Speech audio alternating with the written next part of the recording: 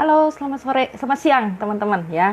Kali ini saya bawakan IG live saya ya, bincang bisnis 3 jam. Ini jam 2 siang ya. Eh, Halo Pak Pauming sudah hadir. Oke. IG live ini saya adakan untuk mengajak kita semua untuk memberikan satu masukan apa yang bisa kita lakukan pada saat kita di rumah aja ya. Kondisi seperti ini kita nggak tahu sampai kapan, tapi saya harap kondisi seperti ini bisa cepat selesai ya. Oke, di sini baru Pak Pauming yang gabung ya, kita tunggu dulu sebentar siapa aja yang nanti akan bergabung. Oke, ada Bu Evelyn. Selamat sore Bu Evelyn. Ya, teman-teman, kita sekarang di rumah aja, tapi bukan berarti kita nggak ngapa-ngapain. Ya, teman-teman, Bapak Ibu semua harus tetap produktif. Karena kita nggak bisa tahu ke depannya kita akan menghadapi apa. Ya, ke depannya ada yang namanya nanti new normal. Kita masih nggak tahu apa ke depan. Tapi kita harus bersiap, teman-teman. Kalau kita nggak siap, ke depannya kita akan kelabakan sendiri, ya. Jadi untuk keluar sebagai pemenang, ya, tergantung dari apa yang kita lakukan sekarang. Pada saat nanti kondisi membaik, itu kan semua akan berlomba, semua akan banyak yang baru mulai cari kerja, ya. Mungkin ada yang baru mulai berbisnisnya, baru mulai, ya. Kalau kita nggak siap-siap dari sekarang, kita akan ketinggalan, teman-teman. Jadi, kalau kita mau keluar sebagai pemenang nanti, ya, mau sukses bisnis kita, atau kita mau mendapatkan pekerjaan yang sesuai dengan keinginan kita, itu tergantung dari apa yang kita lakukan di rumah. Kita di rumah sekarang ini, teman-teman bisa upgrade diri, ya. Banyak sekali informasi-informasi yang bisa kita gunakan, misalnya dari IG Live seperti ini, atau dari webinar-webinar yang banyak juga diadakan secara gratis, atau walaupun berbayar, webinar-webinar diadakan juga nggak terlalu mahal, Bapak Ibu, ratusan ribu, ya, bisa kita gunakan untuk mengupgrade diri kita. Oke, selamat sore, Dimara Mira. Oke, ya.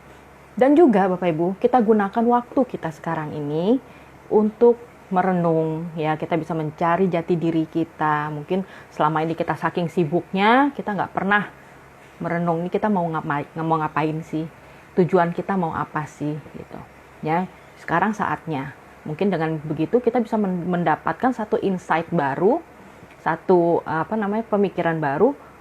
Kita mau tujuan kita mau kemana. Oke, hari ini saya mau mengajak Bapak Ibu untuk berbincang dengan Bapak Safir Senduk, ya, seorang financial planner, ya, master financial planner Indonesia, ya, public speaker dan juga pengarang buku, ya. Saya lihat Pak Safir sudah join, saya panggil dulu, saya undang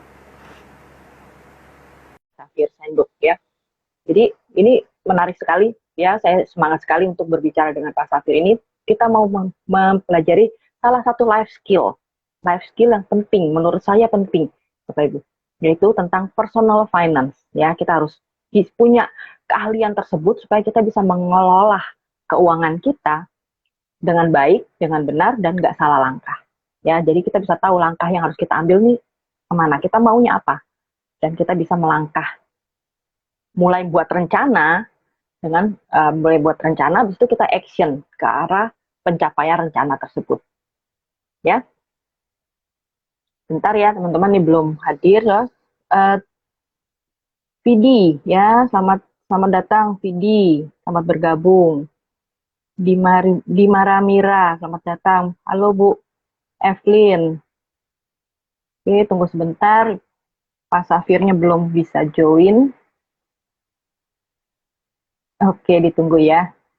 Selamat sore Pak Wicaksono. Oke, kita tunggu sebentar, saya undang kembali Pak Safir. Ya, kita tunggu ya. Nah, ini dia. Halo Pak, selamat siang. Selamat siang. Selamat siang nih. Senang sekali bisa bergabung di sini, Pak Safir.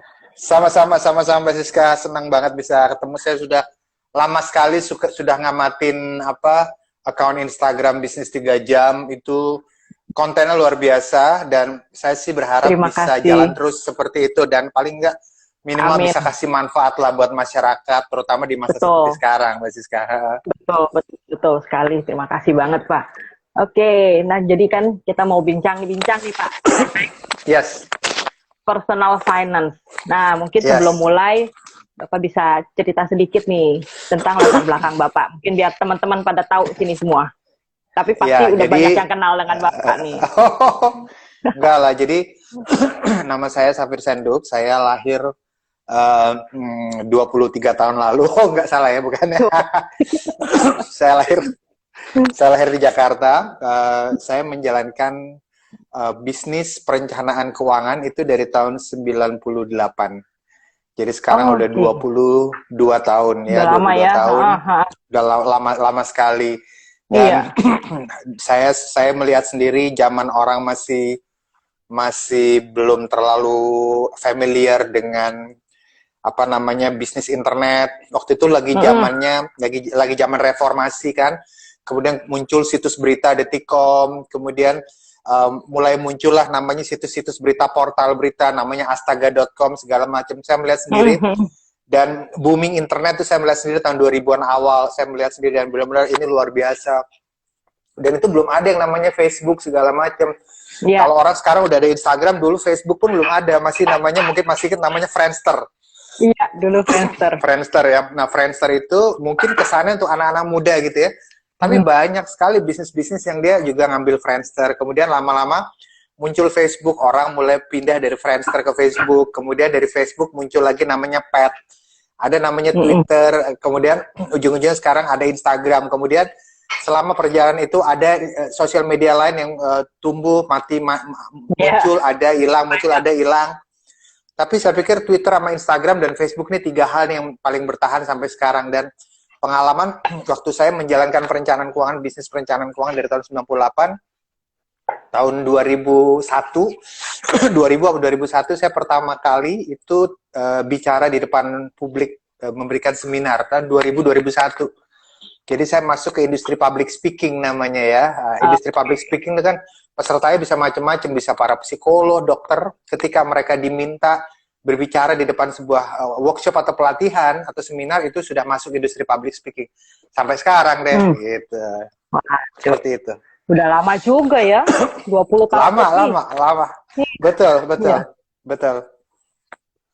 20 tahun lebih dan Oke. itu lama sekali, lama sekali. Jadi banyak orang yang bilang, "Aduh Pak Safir, saya suka lihat tulisan Anda di tablet. Saya kan dulu sempat nulis di tablet Nova ya. Saya waktu SD itu suka baca tulisan Anda di tablet Nova punya mama saya." Saya tanya, "Waktu Anda kapan?" "Waktu saya SD, Pak Safir." "Oh, oke, waktu Anda SD ya, Pak." Baiklah. Iya, iya. Oke, waktu di SD karena saya sekitar Jadi, tahun 2000-2001 saya nulis di tablet Nova. Dan banyak oh, diantaranya yang mereka masih SD, benar-benar masih SD. iya, iya, iya. Luar Iya, biasa. betul. Luar biasa, udah lama sekali. Nah, ini kan Iya, terkait sama bidangnya Bapak nih, personal finance. yes, yes, Nah, sekarang kan banyak nih, ini kan kalau personal finance kita ngomongin pengelolaan keuangan pribadi, yes. Hmm, personal ya. Nah, itu kan kebanyakan ya, belum banyak yang juga mengerti. Ini untuk ya, gunanya untuk apa? Nah, ini mesti tanya sama pakarnya nih ya, sekarang. ya, ya. Pak, Jadi silakan. gini, jadi personal finance itu adalah finance yang memang lingkupnya itu adalah personal, lingkupnya itu personal. Oke. Jadi segala macam urusan keuangan yang melibatkan keuangan yang sifatnya personal, maka dia masuk ke Mm-mm. dalam ilmu ini. Simpelnya aja, misalnya kita punya uang di dompet, kemudian ketika kita punya uang di dompet, kemudian kita masuk ke dalam sebuah mall, kita lihat ada toko, barang ini, barang itu, dan lain Mm. sebagainya. Kemudian ketika kita memutuskan untuk membeli sesuatu, mana yang Ya, kita beli ya? Ini beli ya, ini enggak, ini beli, ini enggak gitu ya. ya. Maka itu kita sudah masuk ke ilmu personal finance sebetulnya, yaitu ilmu dalam Oh, memutuskan barang apa yang mau dibeli. Contoh lain misalnya, kalau kita punya uang, kita mau taruh uang kita di deposito misalnya, mm-mm. maka keputusan dalam memilih deposito bank apa yang tepat itu sudah masuk ke dalam lingkup personal finance. Contoh lain misalnya asuransi juga sama. Kalau kita memilih asuransi apa yang pas, kemudian kalau mau utang enaknya ngutang kemana, itu masuk lingkupnya personal finance. Jadi segala hal masalah keuangan yang melibatkan personal atau lingkup personal, maka dia layak disebut personal finance. Dan kalau saya lihat Mbak Bu Siska bahwa dari tahun 98 2000 sampai sekarang pengetahuan orang berkembang makin luar biasa lah tentang personal finance. Kalau zaman dulu orang-orang mungkin berpikir oh milih deposito aja mesti dikasih saran gitu. Tapi sekarang banyak orang berpikir saya kalau mau taruh uang di deposito enaknya di bank seperti apa ya, seperti itu. Jadi rasa ingin tahu orang sekarang sudah berbeda dengan rasa ingin tahu mereka 15 tahun lalu. Kelihatan banget 15 tahun lalu masih yang basic-basic. Sekarang sudah makin berkembang. Itu saya pikir itu perkembangan yang cukup luar biasa lah. Oke, menarik. Artinya kan itu memang satu keahlian yang harus kita punya dan itu bisa kita cari. Betul. Oke. Nah, ini kenapa Pak? Pentingnya personal finance Pak? Untuk perencanaan menarik ini karena waktu itu saya melihat belum ada yang bermain di situ. Yang pertama, belum ada satupun orang yang terjun di industri personal finance, perencanaan keuangan itu belum ada, itu yang pertama. Kemudian kedua adalah saya berpikir bahwa saya tidak begitu suka masuk ke bidang atau industri yang orang sudah banyak main di situ. Saya nggak begitu suka, gitu ya. Saya nggak begitu suka. Kemudian kedua adalah personal finance. Personal finance adalah ilmu di mana secara sehari-hari itu memang kita butuhkan. Sehari-hari itu kita butuhkan, kita pakai. Ya, jangan kan gitu. Kita pergi ngopi aja misalnya. Ketika kita pergi ngopi, kita memilih kopi apa yang pas, segala macam. Apakah kita butuh membayar pakai uang cash di dompet, ataukah butuh membayarnya pakai dompet online? Itu bagaimana keputusan atau proses mengambil keputusan, apakah bayar cash atau memilih pembayaran dengan aplikasi pembayaran online, itu butuh ilmu personal finance. Jadi nggak bisa asal nunjuk gitu aja, nggak bisa. Jadi memang ada ilmunya memang. Oh gitu. Nah, boleh dibagi-bagi nih ilmunya supaya teman-teman nih lebih ngerti. Iya, jadi salah satu cara yang bisa dilakukan orang atau salah satu ilmu personal finance yang paling sering kepake adalah ketika kita ingin mempersiapkan dana untuk masa mendatang gitu ya. Misalnya dana untuk persiapan pensiun, misalnya gini, Mas Hafir saya mau pensiun umur 57 atau umur 60 misalnya. Sekarang umur saya 40 tahun. Apa yang harus saya lakukan selama 20 tahun ke depan dalam mempersiapkan pensiun itu gitu ya. Nah, ini contohnya tidak hanya pensiun ya. Orang nabung untuk dia bisa punya modal bisnis di masa yang akan datang misalnya. Itu dia juga butuh ilmu personal finance. Jadi yang pertama ini adalah ilmu tentang mencapai sejumlah dana tertentu di masa yang akan datang. Itu salah satu ilmu yang dibutuhkan. Menghitung jumlah dana yang dibutuhkan di masa yang akan datang. Kalau dalam ilmu keuangan sih itu kita pakai ilmu namanya ada yang namanya future value, present value. Jadi sebuah barang atau jasa sekarang harganya sekian gitu ya.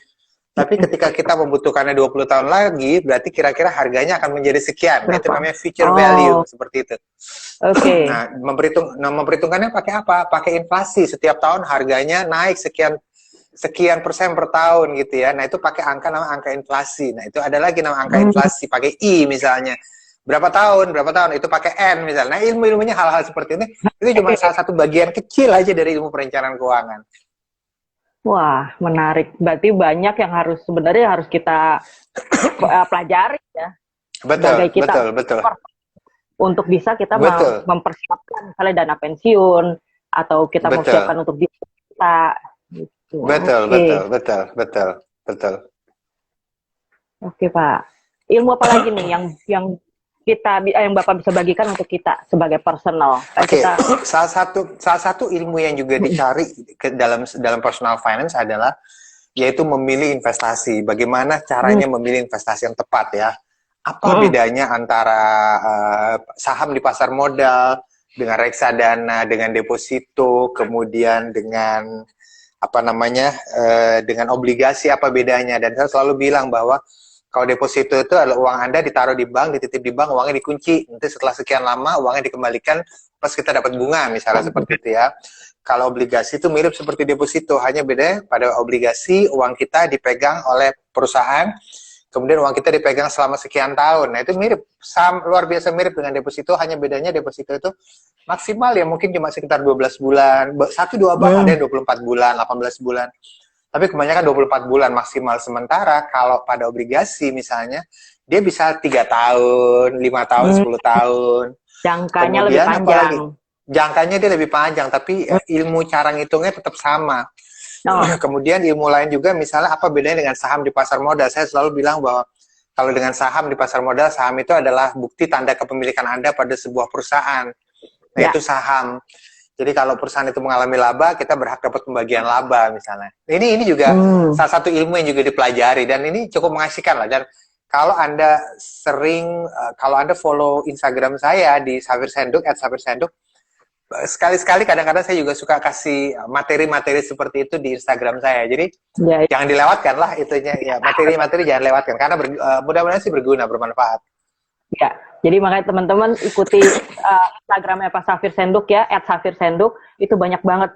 Saya juga sering melihat, keren banget materi-materinya tentang perencanaan keuangan. Karena itu memang yang kita butuhkan.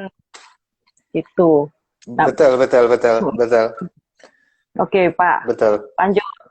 Ya, itu kan tadi udah pentingnya personal finance. Nah, sekarang aspek apa sih yang harus diperhatikan supaya kita bisa membuat perencanaan keuangan yang bagus untuk kita, yang cocok lah untuk masing-masing personal ini.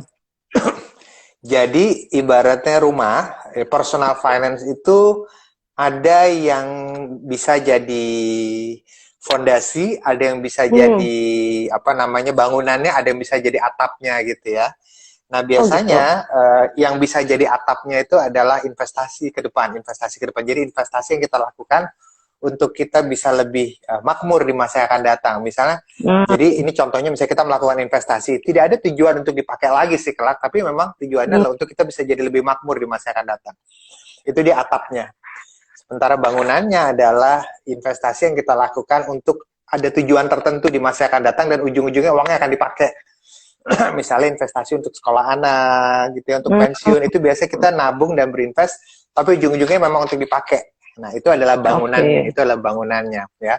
Tapi investasi yang tidak ada tujuannya, betul-betul hanya untuk meningkatkan kekayaan kita, itu kayak atap seperti ini ya. Sementara investasi yang memang ada tujuan ke depan itu adalah bangunannya.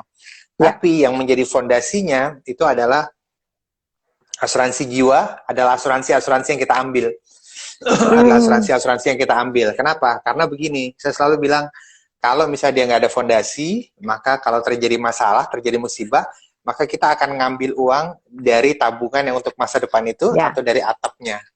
Jadi begitu nggak ada fondasi, dia runtuh semua. Itulah dia kalau terjadi musibah, seringkali tabungan orang runtuh karena kepake. Karena kepake. Jadi saya selalu bilang, kalau ada yang nanya bahwa apa yang harus diperhatikan, anggap saja personal finance itu kayak rumah.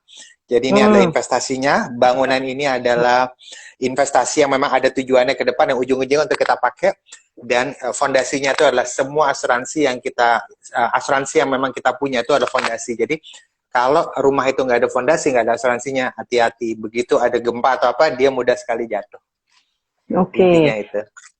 Oke, artinya yang harus kita perhatikan lebih dulu, fondasinya dulu, seperti kita bangun rumah. Fondasinya dulu, fondasi lo. Ya, karena kita nggak tahu gempa bisa terjadi kapanpun.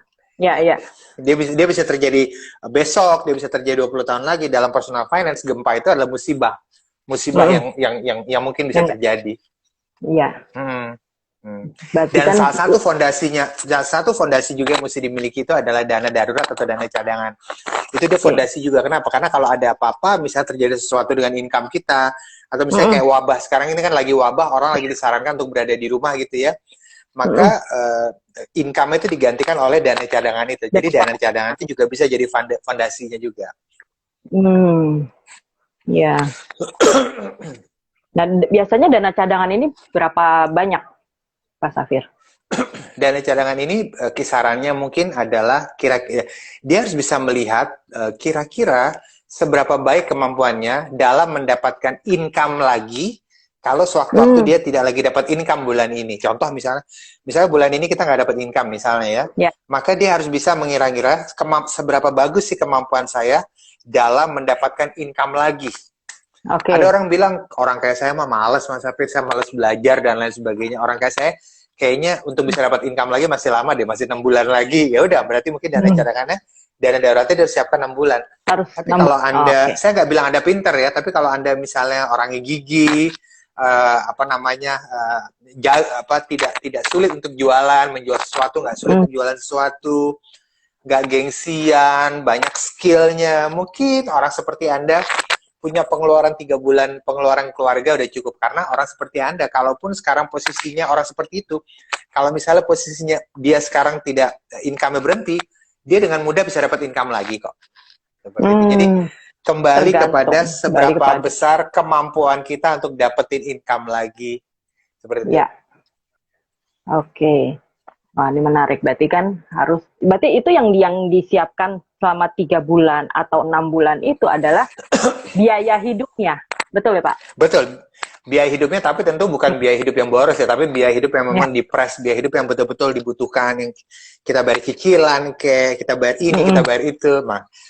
Makanya ambil Itu yang cicilan harus hanya kalau diperhitungkan. memang diperlukan ambil cicilan. Jangan karena saya pernah ketemu orang, kamu kenapa sih kok kerjanya kayaknya ngoyo banget, gila, banyak cicilan. Iya, yang ngambil Cicilan. cicilan dia sendiri kok, dia ngambil cicilan kepada barang-barang yang bukan dia butuhkan, tapi karena barang yang memang dia inginkan, kan dia sendiri yang repot, dia nyicil untuk sesuatu yang dia ingin, bukan dia butuh. Iya, iya, iya. Itu jadi beban akhirnya ya. Iya benar, itu jadi beban, benar. Maka lain kali kalau ambil cicilan jangan sembarangan, betul-betul kita harus pastikan memang kita membutuhkan barang itu. Barang. Oh, oke. Oke, menarik, menarik. Oke, nah terus Pak Safir, itu kan salah satu aspek yang fondasi tadi, ya kan? Nah, Iya.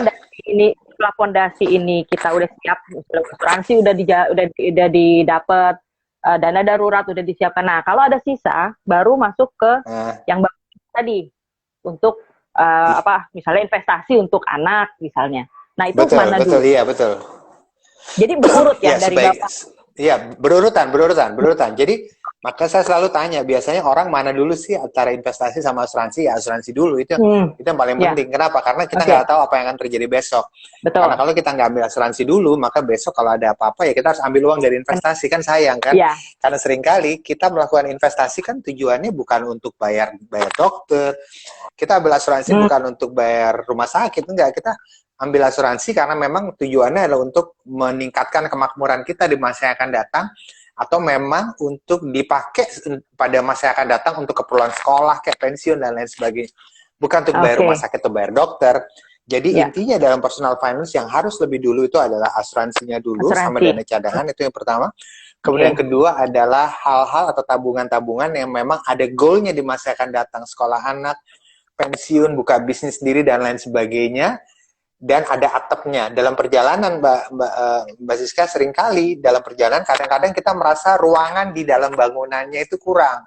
Tambah hmm, ruangan, ruang main game kayak, ruang ibadah kayak dan lain sebagainya. Artinya apa? Kadang-kadang banyak di antara kita yang kita udah nabung untuk sekolah anak, untuk ini. Tambah lagi tabungannya untuk apa? Untuk modal bisnis. Besok-besok tambah lagi tabungannya untuk apa? Untuk beli ini, beli itu. Kadang-kadang nggak kelar-kelar orang memperbesar bangunan rumahnya. ya, itu yang menarik. Iya, Tapi betul. rumahnya itu digedein, tapi tetap harus atapnya ini kan, Tetap harus ada harus atapnya, betul. ada atapnya. Ah, Hmm, betul, tetap harus ada atapnya. Atapnya itu ya investasi tadi itu gitu ya. Cuma saran saya adalah ada masanya bangunan itu emang harus berhenti. Bangunan segitu aja. Jumlah ya, ruangannya, katakan di rumah kita jumlah ruangannya ada 5 misalnya, udah jangan tambah lagi jadi ya, 10, nggak kelar-kelar nambah ruangan nanti. Kenapa gitu ya kan? Nggak kelar-kelar. Banyak di antara kita kayaknya nggak pernah cukup gitu ya, mau beli barang ini, beli barang itu nggak cukup, beli barang ini lagi, beli barang itu nggak cukup. Sama oke, seperti itu. iya, iya. Intinya dari fondasi, dari bangunannya, dari atap yang mesti kita siapin. Nah, Betul, betul, betul, betul. oke, Pak.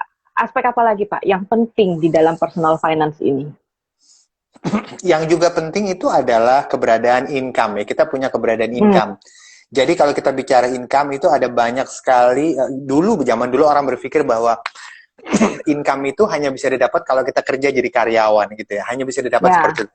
pada prakteknya pengalaman menunjukkan bahwa seringkali yang namanya income itu bisa didapat tidak hanya dengan bekerja sebagai karyawan, tapi kalau hanya nyari uang, ada banyak hal yang bisa kita lakukan. Kita bisa jual keahlian, kita jualan di website, kita bisa jualan, kita bisa bikin animasi, kita bisa bikin gambar, kita bisa ngegambar, nih, gambar orang, itu bisa dijual dapat duit 50.000, 100.000, itu bisa. Bisa. Ada orang dia bisa bikin lukisan pasir, ngegambar di pasir, dia bisa dapat uang 1 juta. Itu sangat bisa, gitu. Jadi yang harus kita ketahui adalah apa saja alternatif dapat uang yang ada di sekitar kita. Kemudian apa kelebihan dan kekurangannya masing-masing, dan bagaimana tips untuk setiap alternatif tersebut. Itu saya pikir itu juga harus diketahui. Jadi cara dapat uang, cara dapat income, cara dapat penghasilan, itu yang harus diperhatikan. Jadi nggak tergantung dari satu sumber penghasilan gitu ya. Jangan tergantung dari satu sumber penghasilan, dan ketahuilah bahwa dapat uang itu tidak melulu didapat hanya dari bekerja sebagai karyawan. Karena banyak orang, aduh saya nggak ada income nih, tapi ntar gimana kalau saya nggak kerja jadi karyawan, saya nggak dapat income. Kalau hanya ngomongin income kan banyak yang bisa dilakukan. Nggak harus jadi karyawan doang ya. Nggak harus jadi karyawan. Bukan berarti jadi karyawan jelek, enggak. Tapi kalau hanya untuk uang, banyak alternatifnya. Nggak harus jadi karyawan. Apalagi mungkin sekarang ini ya, online ini ya. Dengan adanya online ini banyak. Iya, lebih mudah. Saya ingat sekali orang 15 tahun lalu untuk dapat income mungkin sedikit lebih sulit. Karena kalau zaman sekarang udah ada online. Selain online, zaman sekarang itu juga banyak sosial media. Banyak dari kita bisa melakukan promosi hanya dari sosial media saja. Hanya dari sosial media saja, orang bisa, enak nih makanannya, beli seperti itu. Itu juga bisa dilakukan. Jadi sekarang harusnya lebih mudah bagi kita dalam mencari uang. Sangat mudah, lebih mudah lah, lebih mudah. Ya, saya juga punya pengalaman nih dari teman-teman. Sekarang ini mereka yang hobi masak, mulai bikin masakan, ya kan? Kita tawarkan. Ya, nah itu kan juga bisa menggantikan mungkin atau menambah sumber income mereka. Betul. Oh, sekarang kalau bicara makanan banyak sekali orang di kompleks-kompleks jualan makanan. Dan kalau bicara makanan peminatnya sangat banyak. Jadi seringkali orang yang ada di kompleks-kompleks itu seringkali dia tidak terlalu merasa krisis karena dia terbantu oleh pembeli lain di kompleks itu yang beli makanan dia. Dia tuh kadang muter, karena si penjual makanan itu kadang dia juga ngiler makanan lain yang dijual oleh tetangga lain. Jadi saling beli jadi saling beli, dan enak juga. Misalnya dia jual rendang, Ya pasti dia bosan dong. Dia kadang juga pengen makan soto. Dia beli dari pedagang di penjual soto lain di tetangga dia juga. Saya kalau ngelihat kompleks perumahan itu udah kayak negara sendiri seringkali, asal kalau diurus dengan benar. Ketua paguyubannya bisa ngurus dengan benar, itu bisa saling membantu ekonomi mereka satu sama lain loh. Serius, bisa banget itu. Betul. Saya tinggal di sebuah kompleks perumahan, Mbak Siska, di daerah Gading Serpong. Ini rumah-rumahnya itu betul-betul penduduknya udah kayak negara sendiri. Kita saling berbelanja satu sama lain. Luar biasa. Iya, serius. Ada yang jual duren, kayak kopi, segala macem. Iya, serius. Hebat. Ya itu jadi kan serius. Saling bantu ya. Apalagi kondisi sekarang. Saling bantu. Dan kita membeli makanan dia, niatnya memang bukan bantu. Membeli makan dia karena kayaknya enak nih makan, dan saya kebetulan juga lapar dan saya malas masak sendiri. Jadi saya beli deh gitu. Jadi jadi orang kalau beli karena kebutuhan itu malah lebih langgeng, lebih awet. Dia akan beli lagi gitu. Tapi kalau orang membeli karena bantu, mungkin nggak yang kedua kali untuk orang yang sama, misalnya seperti itu. Jadi saya pikir penting bagi kita ketika kita menjual sesuatu, penting untuk menciptakan kebutuhan itu, saya pikir. Kebutuhan. Ya. Berarti kalau kita menciptakan menjual apapun, kebutuhan orang itu yang mesti dibikin gitu ya, dibuat. Betul. Dia beli lagi. Betul. Jadi kan tadi aspeknya dari kebutuhan asuransi, kebutuhan persiapan dana tadi, terus alternatif untuk mendapatkan uang dari di luar dari gaji kita. Nah, terus apa lagi nih untuk bisa kita membangun personal finance ini dengan lebih baik, Pak? Ada beberapa hal juga, termasuk misalnya kita juga harus dibekali pengetahuan tentang bagaimana memilih barang untuk dibeli. Sebagai contoh misalnya gini, ketika kita membeli baju misalnya, kita harus dibekali pengetahuan bagaimana caranya membeli baju yang memang secara logika harga itu masuk. Sebagai contoh misalnya, banyak wanita berpikir bahwa kunci keberhasilan mereka dalam memiliki busana adalah punya baju, punya busana sampai 4 lemari. Oke. Padahal ada seorang fashion design terkenal namanya Robi Tumewu, almarhum ya. Jadi beliau bilang gini, dia bilang sendiri sama saya, Mas Safir, kunci dari fashion yang benar itu adalah bukan di kuantitasnya, tapi apakah kita banyak punya model dan warna yang bisa dipadu-padankan. Makin banyak kita punya item, model, dan warna yang bisa dipadu-padankan, itu makin oke. Saya pikir, oh iya benar juga. Iyalah benar, daripada kita beli satu item, tapi dia nggak bisa dipadu-padankan. Maka kita harus punya 3-4 lemari, betul kan? Makanya kadang-kadang saya pernah seringkali melihat ada banyak cewek yang mungkin dia punya baju sampai berapa lemari gitu ya, seperti itu ya. Kenapa? Karena seringkali dia nggak bisa padu-padankan. Iya. Jadi betul, itu juga. Kemudian juga ilmu dalam membeli barang itu tidak hanya Mbak Siska, tidak hanya baju tapi juga elektronik. Misalnya bagaimana memilih laptop yang tepat untuk dibeli, bagaimana memilih handphone yang pas untuk dibeli. Nah setelah itu kita bisa mencari tentang bagaimana caranya, apakah beli cash, apakah kredit sebaiknya. Apakah kalau kita beli kendaraan, beli motor, beli mobil, apakah sebagai cash atau kredit misalnya. Ini juga harus diketahui juga bagaimana dengan kartu kredit. Ini juga ilmu yang penting juga untuk diketahui. Oke, coba kita tanya. Ini ada pertanyaan-pertanyaan yang masuk nih Pak Safir. Oke, silakan. Ini pertanyaan, kalau asuransi kan ada jadwal penarikannya. Nah, tapi kadang kalau seringkali kita butuh dana, most asuransi tidak bisa ditarik atau rugi besar jika ditarik. Kalau asuransi memang bukan untuk ditarik kali Pak ya? Tujuannya. Iya, memang gini. Ini pertanyaan menarik. Kenapa?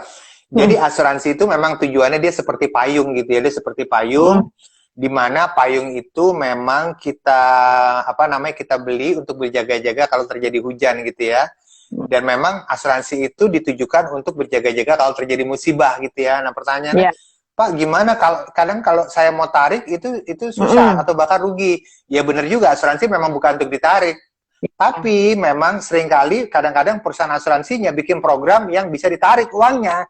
Itu yang repot kan gitu kan. Jadi ya kan seperti itu. Jadi iya memang gitu. Jadi salah satu alternatifnya adalah ketika kita ngambil asuransi, kita harus pahami dulu, betul-betul pahami produknya. Pahami bahwa kadang-kadang kalau ditarik mungkin itu memang tidak akan untung seperti itu. Itu yang pertama. Yang kedua, atau bisa juga kita ngambil ke asuransi yang memang full proteksi. Jadi memang asuransi itu dia kalau tidak terjadi apa-apa ya sudah, kontrak selesai. Tapi biasanya dia jadinya lebih murah. Lebih murah, sangat murah gitu ya. Dan ini juga alternatif yang bisa diambil. Salah satu contohnya adalah asuransi mobil. Asuransi mobil itu seringkali full proteksi. Jadi kalau nggak terjadi apa-apa pada mobil itu selama setahun misalnya, ya sudah, kontrak selesai dan kalau mau ya ikut ya kita bayar lagi seperti itu. Kalau nggak dan dia nggak bisa diambil. Walaupun memang saya juga lihat ada juga 1-2 asuransi mobil yang kalau nggak terjadi apa-apa selama sekian tahun dia bisa diambil ada. Tapi itu gimmick aja sebetulnya, gimmick. Intinya adalah itu adalah alternatif yang bisa dipilih orang. Dia bisa ambil asuransi yang full proteksi. Atau yang kedua, kalau dia ngambil asuransi yang ada unsur tabungannya, betul-betul pahami produk-produk asuransinya, seperti apa manfaat asuransinya. Kalau kita ngambil seperti apa, karena asuransi seringkali hanya bisa memberikan hasil yang maksimal kalau memang terjadi musibah. Pertanyaannya, kalau gitu kita berharap terjadi musibah nggak? Jangan berharap juga terjadi musibah kan gitu kan? Jangan sampai.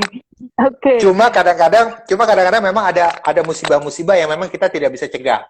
Kita nggak bisa cegah. Mungkin kita tunda, mungkin bisa, tapi kadang kita nggak bisa cegah. Nah itu yang kita ingin berjaga-jaga kalau terjadi hal-hal seperti itu. Itu pertanyaan Bu Nina. Terima kasih Bu Nina. Nah, ada pertanyaan dari Pak Egan Janitra. Saya baru mulai bisnis frozen food. Alhamdulillah cukup lancar. Nah, apakah jika corona berakhir, bisnis frozen food juga akan surut? Nah, ini bagaimana tipsnya nih Pak? Jawabannya begini. Jawabannya adalah gini. Ini juga menarik. Kenapa? Karena banyak orang gini, oh kamu pinter ya jualannya, kenapa nggak kamu jualan aja di internet? Coba jualan di marketplace. Mm. Kayak beberapa merek-merek marketplace. Saya mau kasih tahu sama Anda, Mbak Siska, bahwa seringkali kalau kita jualan di toko, jualan di mall, jualan di marketplace, misalnya marketplace, aplikasi marketplace, itu nggak jaminan barang kita laku. Nggak jaminan. Iya. Barang kita minimal dilihat orang, ya, tapi laku belum tentu. Nah, sama juga orang ketika dia jualan frozen food, itu nggak jaminan dia laku. Nggak jaminan. Kalau kita jual masker, apakah jaminan laku? Nggak jaminan laku. Memang permintaan masker meningkat sekarang. Memang. Tapi masalah laku atau tidak, itu dua hal yang berbeda, Mbak. Itu dua hal yang berbeda. Jadi sekarang pertanyaannya adalah, ada seorang penonton kita, dia sekarang bisnisnya frozen food. Intinya frozen food itu adalah kan makanan jadi ya. Makanan jadi, cuma selama belum terjual, biar awet, ya kan dibikin frozen, dibikin beku. Nah, sekarang di zaman seperti sekarang, di mana orang seringkali males keluar rumah untuk belanja bahan, segala macam, banyak di antara mereka yang memutuskan untuk beli makanan beku, makanan jadi dalam bentuk beku, frozen food. Supaya apa? Supaya dia bisa panasin lagi, masak dikit, segala macam, jadi seperti itu. Laku. Nah, gampang.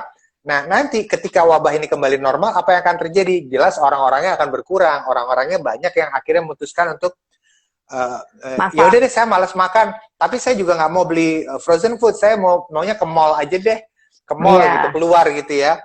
Jadi jawabannya adalah berkurang mungkin iya, peminat itu berkurang, tapi paling tidak dia akan menemukan titik keseimbangan yang baru. Jadi sekarang mumpung orang masih di rumah, manfaatkan sebesar-besarnya.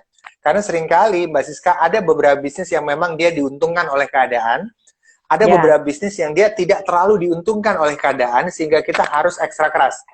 Nah sekarang, frozen food itu sekarang diuntungkan oleh keadaan, di mana banyak orang malas belanja bahan. Dan dengan menjual frozen food, peluangnya sangat bagus kalau kita bisa masuk dan bisa pakai kata-kata iklan yang tepat. Seperti itu. Ya, berarti balik-balik ke pemasarannya, ke promosinya. Balik-balik ke pemasarannya, betul. Jadi nggak jaminan dia pasti laku jual frozen food, nggak jaminan. Nah. Yang penting dia harus bangun personal brandingnya dia, banyak orang kenal. Supaya iya, betul. Setelah corona berakhir pun tetap diingat orang, itu kuncinya. Betul. Setelah corona berakhir dia tetap diingat orang. Jadi, dan ini saat wabah seperti ini saat yang baik untuk kita nanemin branding nama kita di pikiran orang, di kepala orang. Gak harus nama, brand apa yang ingin kita angkat, masukin ke pikiran orang, masukin ke kepala orang. Jadi secara bawah sadar orang jadi ingat brand itu. Oh, brand itu jual durian ya. Oh, brand itu begini-begini. Seperti itulah. Oke.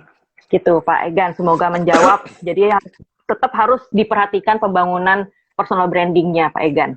Supaya nanti pada saat corona berakhir, bisnisnya nggak surut. Betul. Oke, kita lihat nih. Terima kasih sekali nih udah pada bergabung Bu Yahya, Pak Yahya, Pak Anif, Susili, Pak Arya, Sandrio, terima kasih, Pak Suripen. Selamat sore semua, Clara, Pak Bu Wita. Oke. Ini ada pertanyaan lagi nih Pak, dari Pak Tri. Asuransi jiwa idealnya ambil berapa tahun untuk investasi yang bagus? 10 tahun atau 20 tahun? Apa asuransi jiwa ya? Asuransi ya. Jadi begini, kalau kita bicara asuransi jiwa, pada intinya asuransi jiwa itu ada asuransi yang memang keluar zaman dulu. Kayak misalnya istilahnya nih, kalau misalnya term life, endowment, ada whole life gitu ya, dia tradisional, prinsipnya tradisional. Kemudian, saya nggak lupa lagi, 5-10 tahun belakangan muncul lagi asuransi jiwa yang modern. Nah, salah satu yang asuransi jiwa modern, yang sangat dikenal orang, namanya unit link. Pada unit link, kita menyisihkan uang, secara rutin katakan tiap bulan, 6 bulan sekali atau setahun sekali, kemudian uang itu langsung dibagi 2. Ada yang untuk asuransi jiwa, ada yang untuk diinvest. Nah, yang diinvest ini dititip di perusahaan manajemen investasi. Jadi konsepnya kayak reksadana. Diputar, kemudian uang sebelah sini dibelikan asuransi jiwa. Kemudian begitu terus tiap bulan, dan biasanya makin tahun ke tahun, persentase yang untuk si asuransi jiwa itu biasanya makin menurun. Jadi makin banyak yang untuk investasi, seperti itu ya. Terus begitu. Nah, jadi pertanyaannya sekarang adalah, kalau kita anggap aja sekarang udah modern, kalau kita ambil asuransi jiwa, berapa lama secara investasi dia menguntungkan? Idealnya. Jawabannya sebetulnya adalah asuransi jiwa ini sebenarnya maksud awalnya itu adalah untuk proteksi. Jadi Mm-mm. uang yang kita bayarkan untuk proteksi memang tidak akan untung, kan itu dijadikan premi untuk beli asuransi. Tapi yang kita Mm-mm. lihat adalah yang dibagi untuk si perusahaan manajemen investasinya itu tadi. Ya, dan Ya, biasa dari tahun ke tahun makin lama makin banyak. Jadi, berapa lama bisa untung?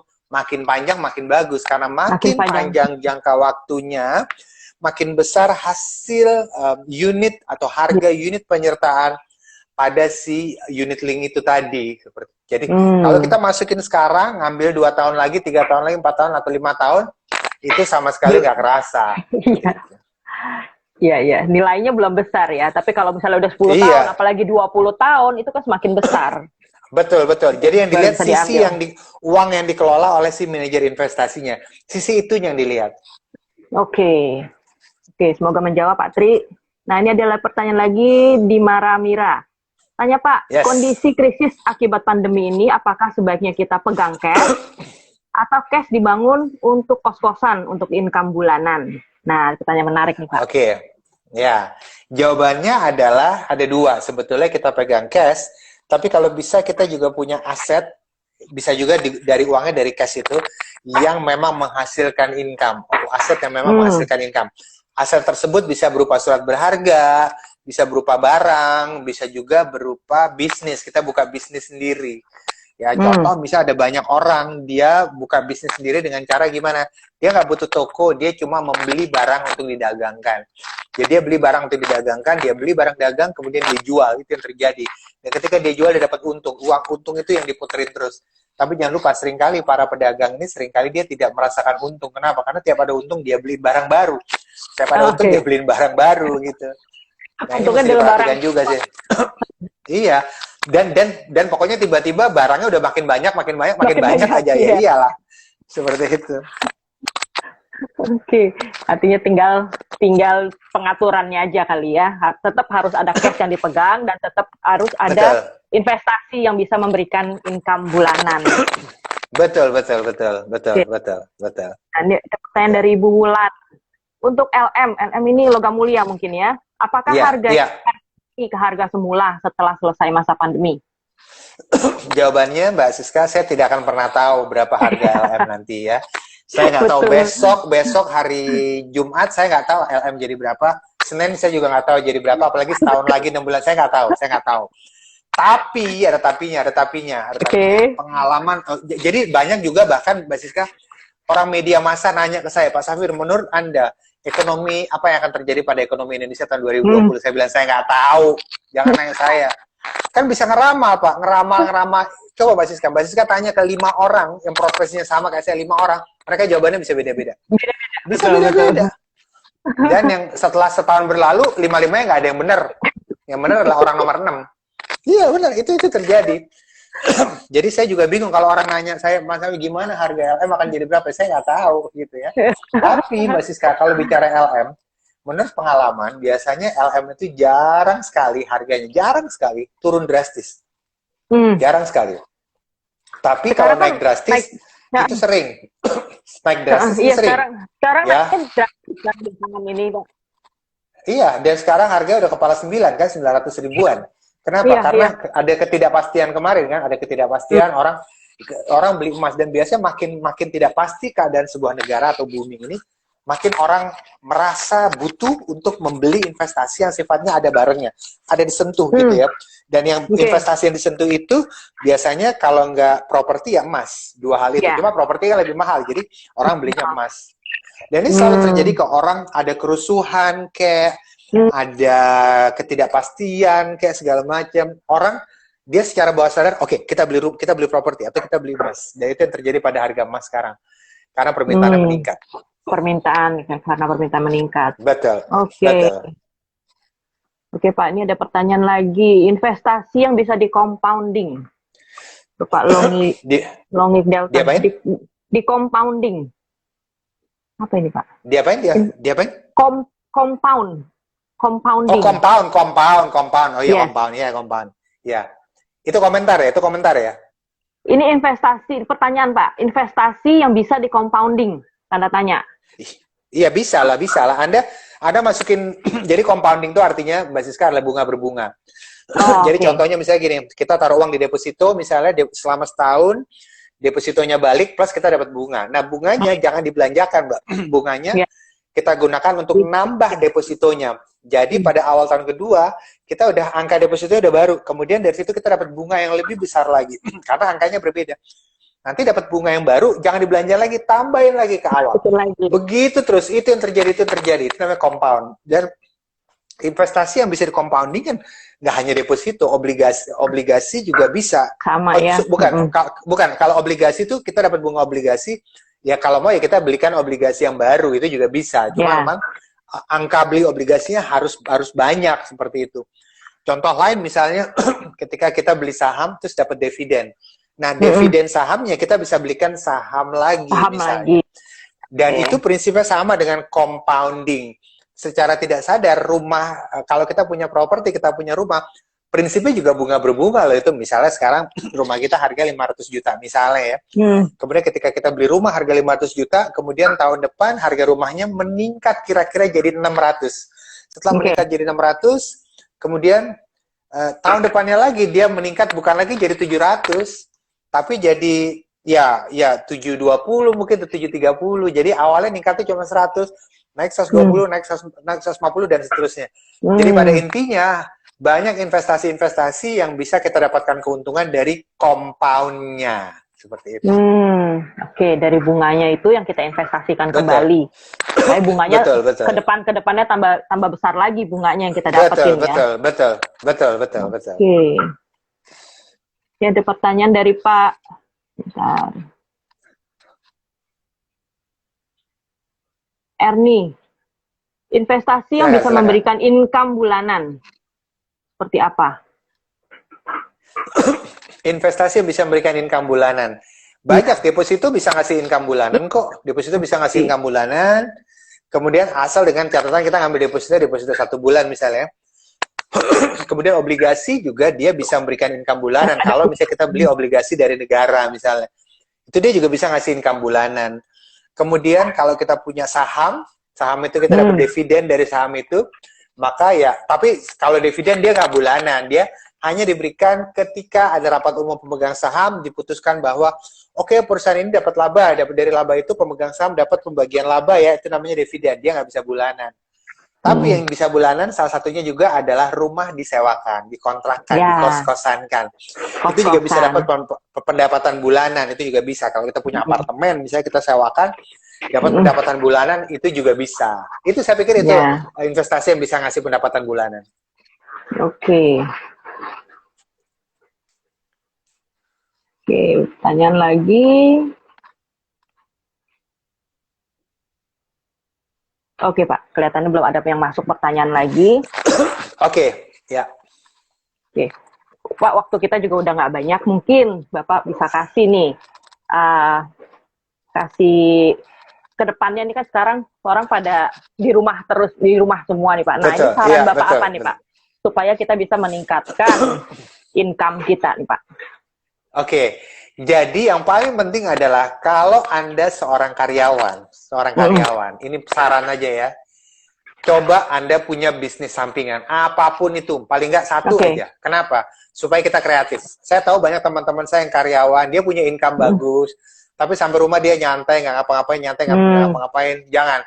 Kita kadang harus melatih atau mengexercise brain kita, otak kita. Dengan kita punya bisnis sendiri, kita ngelatih otak kita, gitu ya. Tidak harus untung, nggak harus untung, tapi lebih kepada bagaimana kita melatih otak kita, mencari cara bagaimana. Jadi dengan demikian kita dikasih problem, kemudian tapi problem itu ada gunanya. Kenapa? Karena kalau kita bisa pecahkan, kita bisa solve problemnya, kita dapat uang dari situ.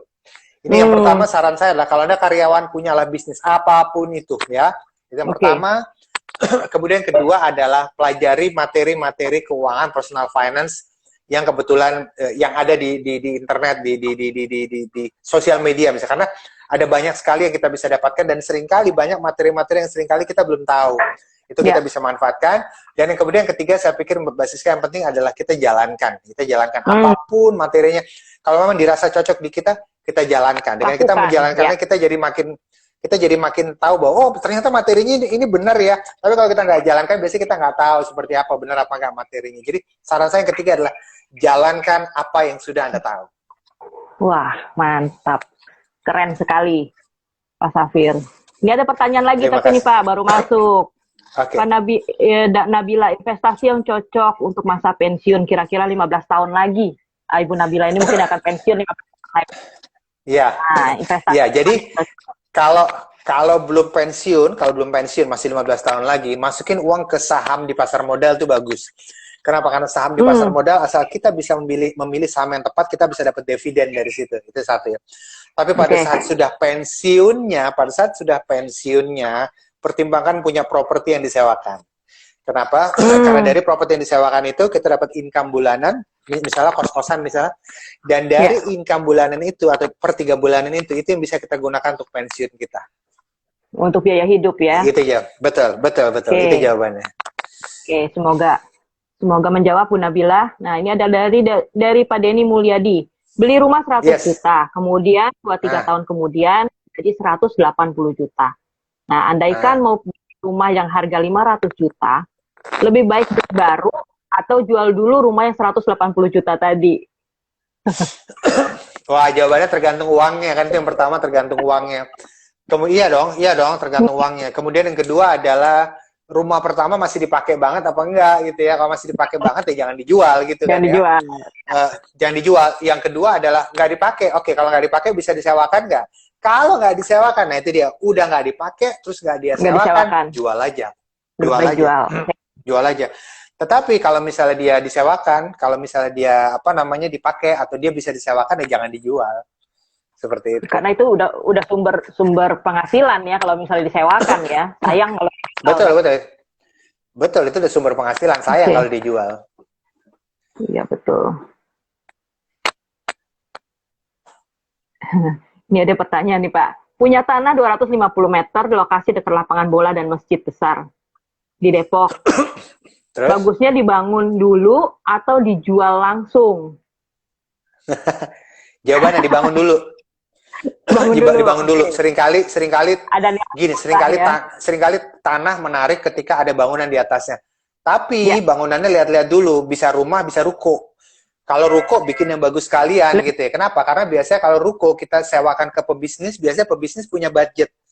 Dia punya dana. Sementara kalau rumah kita mau sewakan atau kita mau jual, tidak semua orang siap dananya untuk beli atau untuk. Tapi kalau pebisnis biasanya dia siap dananya. Jadi bangun saja, ketika membangun nanti sebelum jual mungkin kita bisa sewakan dulu misalnya. Itu juga bisa dipertimbangkan. Tapi lebih ke untuk pebisnis ya. Karena yang tadi lebih ke punya dananya, ruko. Duitnya gitu. Iya. Betul, rukan, nah itu menarik itu betul ya. Iya. Oke, selamat semoga menjawab Pak Georgus Shopaholic. Ini pertanyaan juga nih dari Georgus Shopaholic. Oke, yes, silakan. Ini pertanyaannya sama seperti tadi. Lebih untung. Iya, sama ya. Jual mentah atau itu. Tadi udah dijawab ya. Lebih untung kalau dijual ruko. Nah, ruko atau rumah kos-kosan. Itu lebih untung pasti. Betul. Ruko lebih menguntungkan. Ruko. Daripada kos-kosan. Ruko aja. Daripada kos-kosan. Oke, ruko. Dari bulan, apakah tepat kalau hasil keuntungan investasi reksadana, pasar uang, diambil setiap bulannya? Hasilnya?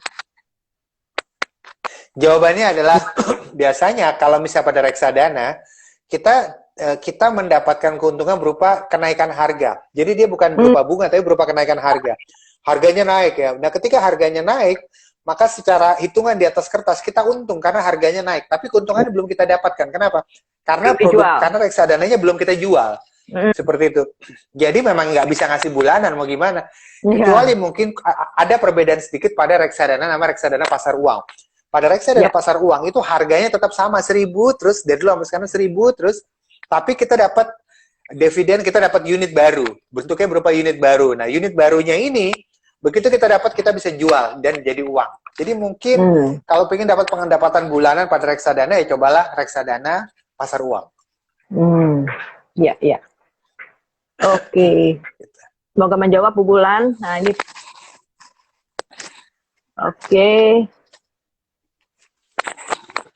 Oke Pak, kelihatannya Oh nih, ada satu lagi. Apakah P2P lending bisa dikategorikan investasi, Pak? Ya, sebenarnya P2P lending itu sama seperti P2P lending pada prinsipnya adalah sebuah platform yang mempertemukan orang yang mau menjual sesuatu dan yang mau membeli sesuatu. Sekarang ketika kita masuk ke P2P lending, kita mau jadi apa? Kita mau jadi pinjem atau menjual gitu kan ya. Namanya P2P, person to person, people to people. Nah, dalam intinya adalah P2P itu person to peer to peer lah. Intinya adalah kalau kita punya uang terus kita invest di peer to peer lending, oke atau tidak? Artinya adalah kalau kita punya uang, kita invest ke aplikasi yang memang untuk minjemin uang ke orang. Oke apa tidak? Jawabannya sama seperti kita beli obligasi. Kalau kita beli obligasi, berarti kita sama seperti kita meminjamkan uang kepada pihak penerbit obligasi kan? Sama aja beda.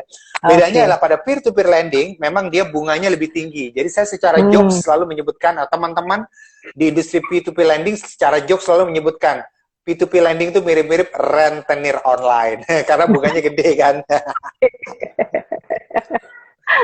Cuma lebih halus lah ya di online. Lebih halus tuh. Udah gitu ada tagline ya P2P lending namanya apa gitu. Bawahnya ada tagline untuk Indonesia yang lebih baik gitu. Oke. Satu lagi, urutan presentasi lebih menguntungkan antara saham, properti dan emas.